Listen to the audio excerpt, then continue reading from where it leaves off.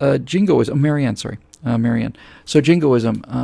Jingoism is a kind of common definition of the sort of rampant, out-of-control nationalism. It's a kind of nationalism. It's the kind of nationalism that is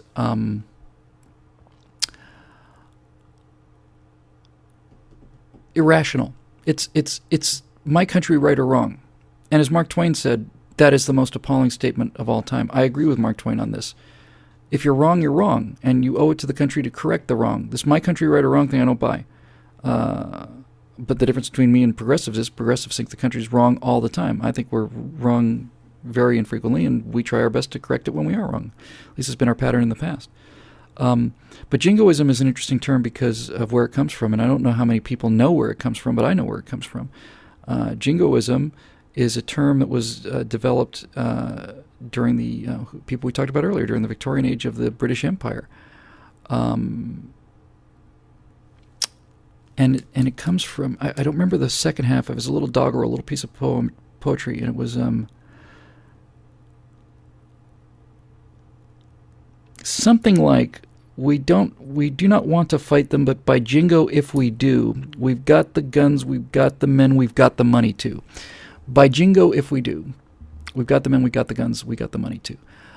So that's where it came from, and I just think that's a really cool kind of a little thing. That's that's a civilization at the height of its confidence, at the height of its powers, doing some people say doing great harm, and there's no denying that, but doing great good as well. And you can talk about all people. Look, I just want balance, right? When you want balance, I just want an accurate picture of things. That's all I want. That's all I ask for. I'm not defending British atrocities in India. I'm not defending them. I forget where the massacre was, where they basically just opened fire on a group of people peacefully protesting Indians. I'm not justifying that. I'm not saying it's okay. I'm not saying it's we got to break a few eggs. I'm not saying that at all. It's a horrific massacre crime. But what I am saying is, if you look at the British in India and you count the 100 people or 200 or 400 or 500 people who were killed that way, and whatever other people that were killed by this, then you also have to factor in how many lives were saved by the implementation of a British system of law. The Thuggees were murdering thousands and thousands and thousands of people every single year for centuries. I just want some balance. I want both sides of the story to be told. So anyway, I just heard the term jingoism, and I love it. My personal take on the modern definition of jingoism, this irrational, mindless sort of nationalism, is I don't agree with mindless nationalism.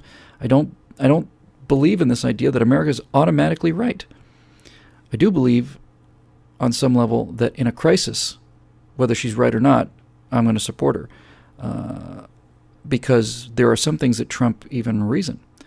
And there's not a lot of things that trump reason, but this may be one of them. Best way I can describe my opinion about jingoism in defense of national character is pretty much this. If I'm at a dinner party and I'm married to somebody who I deeply love and admire and really genuinely care for, and this wife of mine is at a dinner party, and either she's drunk or she's not, or she gets into an argument with somebody, and she comes under a lot of attack, and people are yelling and screaming at her, and she's wrong. I'm not going to yell and scream at her. I'm going to take her side, and then at home I'll tell her she's wrong. And if you can understand what I'm saying there, then you understand how I feel about this country. I will rush to the defense of my country and assume that she's right. And if it turns out that she's wrong, then that's something for us to fix. That's something for us Americans to fix. If she's under attack, certainly if she's under attack, she's automatically right as far as I'm concerned until proven otherwise. But yeah, I'm not ashamed of being a patriot. I'm not ashamed of the flag. I'm not ashamed of loving America. I'm not ashamed of defending America. I defend America as well as I can, and I'm amazed at how easy it is to defeat the people that criticize America. I'm amazed at how easy it is to defeat them.